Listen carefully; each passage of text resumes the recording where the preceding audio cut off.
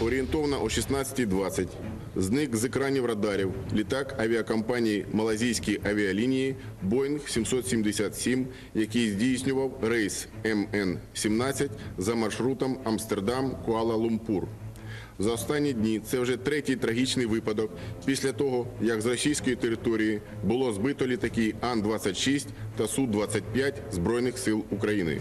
Ми не виключаємо, що цей літак також був збитий і наголошуємо, що Збройні сили України не здійснювали жодних дій щодо враження цілей у повітрі. Прийшов час платити.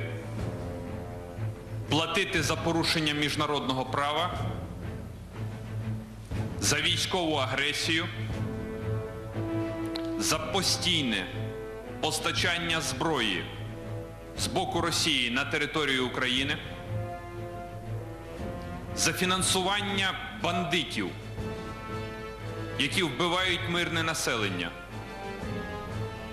і які намагаються знищити Україну.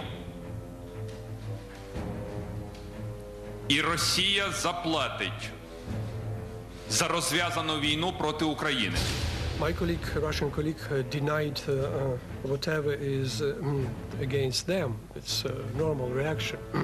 But we got this information from today's meeting in the Ukrainian Security Council, Defense and Security Council. It was a statement. And the information they got from different sources, including satellites and so on. Судя по всему, действительно пассажирский лайнер действительно сбит. Сбит украинский ВВС. Я думаю, что это, честно говоря, целенаправленная провокация. Ну, в принципе, Украине уже не впервые, как вы знаете, сбивать пассажирские самолеты. Я щойно завершив розмову з прем'єр-міністром Голландії, де висловив співчуття і від імені України запросив голландських фахівців і експертів до прозорого відкритого розслідування цього терористичного акту. Хочу звернути вашу увагу, що ми цей конфлікт називаємо не інцидент, не катастрофа, а терористичний акт. We're closely monitoring the situation. The Secretary is, of course, aware of these reports, and we're seeking additional information. Our embassy in Kyiv is also in close contact with the Ukrainian authorities on this incident.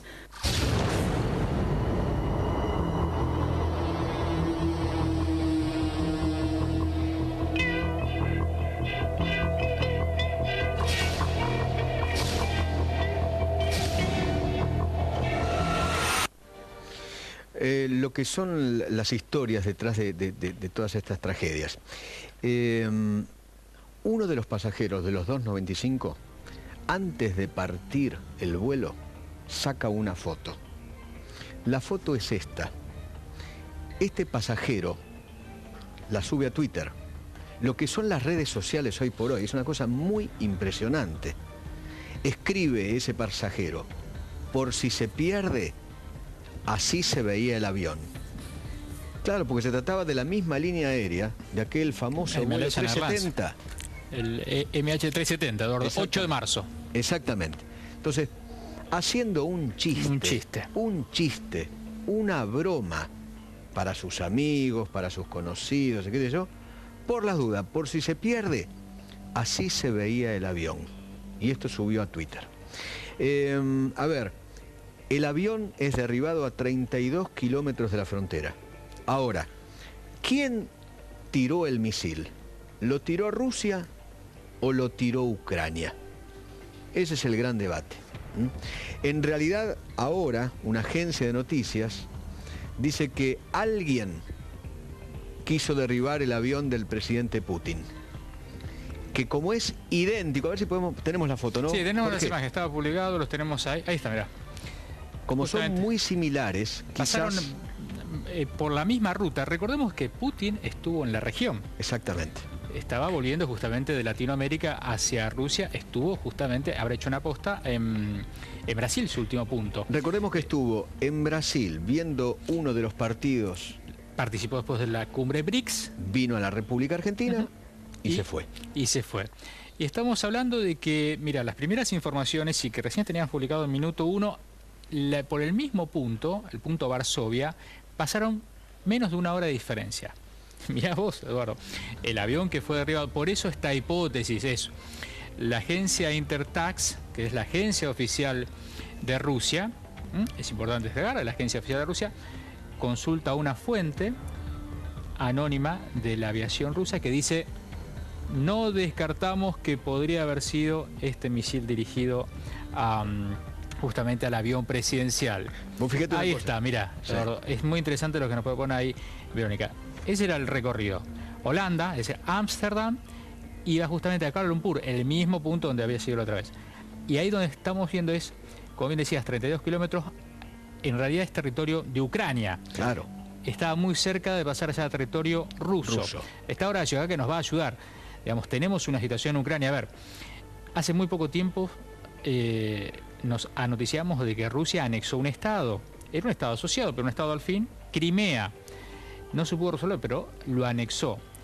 Y ahora tenemos discusión de justamente dos zonas o dos provincias dentro del territorio de Ucrania. Ucrania políticamente está, justamente el gobierno de turno está enfrentado con Putin, pero dentro de ese territorio tenemos lo que llaman las fuerzas prorrusas. Por eso hasta ahora, Eduardo, es una suerte de idas y vueltas, claro, de inteligencia contra inteligencia, a ver de claro, quién pudo haber disparado. Lo que sí está claro, por lo menos lo están confirmando diferentes fuentes de inteligencia de varios países. La última que me quedo está publicada en el Wall Street Journal, que es de la inteligencia de los Estados Unidos, dice que justamente es un misil, porque primero se decía, ¿de qué manera? A 10.000 metros de altura, a 800 kilómetros por hora de velocidad, si podía hacerse. Bueno, sí, finalmente era misil, justamente tierra-aire, es el que está confirmado. Y aparentemente, y acá ya entramos en los supuestos, hay grupos que tienen este tipo de armamento y se habla de justamente de Buk, que son misiles operados justamente por una tecnología rusa. Se habla de los SA-11, se habla de los SA-200, 300, 400, digamos, capacidad, que es una suerte de batería que justamente pueden hacer este tipo de operación. Ahora bien, hipótesis varias, Eduardo. Claro. Hipótesis El varias. presidente Vladimir Putin dijo, sin duda, el estado sobre cuyo territorio sucedió, o sea, sucedió sobre el territorio ucraniano, ¿no? Es correcto. Sin duda, dijo Putin, el estado sobre cuyo territorio sucedió esto tiene la responsabilidad por esta horrible tragedia. Dicho por Vladimir Putin. Está con nosotros Horacio Calderón, analista internacional. Horacio, ¿qué tal? ¿Cómo va? ¿Bien? Buenas noches, tardes. gracias por invitarme. No, por Gracias, favor. un placer, por favor. Jorge. ¿Cómo estás, Horacio? Análisis, suposiciones. Coincido mucho, he hecho una muy buena introducción Jorge al respecto. Habrá que confirmar a través del mismo Vladimir Putin si él realmente cruzó espacio aéreo ucraniano, lo cual sería un acto casi suicida en este momento, por parte de él, o no. Como decía Jorge, la agencia Intertax habló exactamente de una fuente, lo cual a mí no me significa absolutamente nada, a menos que haya una confirmación oficial. Con respecto al misil que habría sido utilizado, sería un MUK-17, que es un misil que alcanza aproximadamente, para que te des una idea, 15 kilómetros. Puede llegar hasta los 15 kilómetros, o sea, superar en 5 kilómetros la altura de crucero que iba el avión, porque el avión iba volando a 10.000 metros. Ahora, Horacio, 800 kilómetros por hora, digamos, ¿qué tienen? ¿Tienen cabezas, lo que llaman cabezas inteligentes? Digo, Sí, una no, suerte de son GPS, misiles. ¿cómo identifican? Son misiles de mediano a largo alcance, según, por supuesto, de quien hable, ¿no? Para algunos de corto alcance por la potencia que tienen otros. Pero son misiles de última generación que están probablemente dirigidos por láser o por calor. No habría que ver, porque eso depende del sistema, digamos, de dirección del avión y de la cabeza de guerra, etcétera, ¿no? Pero es un misil que va montado, por lo general, si es así como te has referido vos, y que yo de alguna manera me adhiero a la información tuya, va montado en camiones. O sea, también es posible que haya existido un camión que lo hayan trasladado a un punto determinado para derribar un avión y causar un conflicto. Porque esto a mí no me parece realmente una gana, casualidad. Digamos, esto, un avión. A ver, si el objetivo fuera civil, olvidemos la hipótesis Putin. Si el objetivo era realizar civil, un atentado, Malaysian Airlines, ¿a quién beneficia? ¿O cuál sería la idea? Porque en esto lo pone una situación, porque el gobierno de ucraniano no es un gobierno tampoco que tenga tanta fuerza política. No tiene, digamos, tiene una endeblez. Ni fuerza política ni fuerza militar tampoco, ¿no? Exacto, digamos, ¿a quién justamente beneficia? Bueno, acá depende con respecto a este punto específico del derribo de este avión, cierto que eso es importante. Estábamos conversando justamente antes de iniciar el programa. Hay extremistas del lado ucraniano oficial, el gobierno de Kiev, que no le responden necesariamente al gobierno de Kiev, que tampoco responden a ninguna fuerza del arco político, son extremistas, diría inorgánicos y de alguna manera, como decimos nosotros, descolgados, como los que asesinaron a estos chicos judíos hace unos días. Y por el otro lado también en Ucrania Oriental hay extremistas que ni siquiera le responden a Putin. Además, detrás de alguno de estos podrían existir servicios de inteligencia, sea el de Rusia, sea la CIA, sea algún servicio de inteligencia interesado en qué, en profundizar el conflicto en Ucrania y evitar cualquier tipo de arreglo que se sospecha podría estar en camino entre Vladimir Putin y Petro Poroshenko, porque en definitiva la vía es el primer ministro de Ucrania. El presidente. O sea que ha sido recientemente electo en Ucrania, pero además Ucrania es un país, como él, manejado por un grupo de aproximadamente 12 oligarcas. Se dice oligarcas allá, ¿no? No es que lo diga yo acá. Sí. Los oligarcas que tienen fortunas enormes, que en muchos casos dependen del mercado ruso y que al mismo tiempo están colocados a lo largo de la frontera de Rusia. Y donde el tema del gas es clave. El negocio del gas es clave entre Ucrania y Rusia. Exactamente. Acá hay una pelea por el gas. Por la parte energética. Que va hacia Europa. Ahora, el propio presidente ucraniano, el que acaba de ser elegido, es un magnate... El rey del chocolate.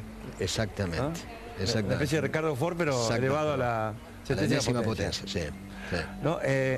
Petro Poroshenko, sin embargo, es muy conocido en las esferas de decisión de poder de Moscú, ¿no? Lo cual lo hace de alguna manera permeable, si no a presiones, a ser aceptado en conversaciones y a creerle un poco más que a los otros. Claro. Ahora, lo que sucede es que estos llamados oligarcas ucranianos tienen intereses creados. ¿Por qué? Porque cuando la Unión Soviética tenía a Ucrania como una parte de su esfera de influencia concreta, estaba bajo su dominio, ellos construyeron todo un cordón industrial en Ucrania a lo largo de la frontera con Rusia, que es lo que en definitiva ven ahora condiciones de caer los magnates estos. Esto deja de ser una tragedia y para mí pasa a llamarse asesinato en masa, ¿no? Por supuesto, ¿sí? ¿No? Es un acto, porque esto no es una tragedia, no es una tragedia aérea. No, claro que no. Es un acto de guerra. Es un acto de guerra. Un acto de terrorismo. 295 claro, acto personas. De terrorismo, claro. Porque no fue un error acá, ¿no? Hay 154 holandeses, creo que hay como 80 chicos. 80 chicos, a ver, Eduardo, yo lo que te quería consultar es, ¿qué va a hacer? Hasta ahora Obama fue, digamos, vamos a colaborar. Pero 4 o 5 norteamericanos, me parece, ¿no? Tenemos más, tenemos 23, ¿sí? que justamente ya está reflejando muy bien la prensa en Londres. Tenemos 23 británicos y tenemos una buena cantidad también de norteamericanos. Lo que voy a decir, ¿qué van a hacer? Digamos, justo cosas que... Es decir, tenés la situación en el mundo, hoy estamos parados justamente en este hecho que estamos hablando de Malaysian Airlines, lo cual también nos dispara la pregunta, el avión que se perdió el 8 de marzo y fue al océano y ¿se cayó o lo derribaron como este? Ahora, a partir de lo que estamos hoy viendo, observando y leyendo, ¿fue también un atentado? Esto ha sido una... ¿Y se ocultó? Como dirían ustedes, primero en C5N. Yo acá en C5N, en el programa de Claudio Rigoli, dije justamente, si yo fuera una mente criminal, esto fue 10 días antes que ocurriera, llevaría al avión a lo más recóndito del Océano Índico donde nadie lo pudiera encontrar. Entonces yo sigo sosteniendo que tras la desaparición del primer avión de Malaysian Airlines hubo una mente criminal. Más allá de que haya sido un piloto experimentado, alguien que estaba dentro del avión, etcétera, ¿no? Y esto es un acto de guerra y no un acto de terrorismo, a menos que se descubra que el lugar del misil fue una bomba. Porque, a ver, acá hay una cuestión de simple razonamiento. En un país en guerra como Ucrania, en el cual se juegan intereses de la OTAN, hablemos de términos militares, de la OTAN, del mismo gobierno ucraniano y de Rusia. no me van a decir a mí que toda el área, todo el aeroespacio no está cubierto satelitalmente, todo lo que sucede. Entonces, yo creo que se puede saber con precisión, se debería saber con precisión, de qué lugar ¿Desde dónde fue salió? disparado, qué trayectoria tuvo, ¿no? Y en definitiva, comprobar que fue realmente un misil, porque acá no puede haber distraídos con tanta tecnología satelital. Es demasiado. Digamos, tratemos de hacer un ejercicio, Dorso.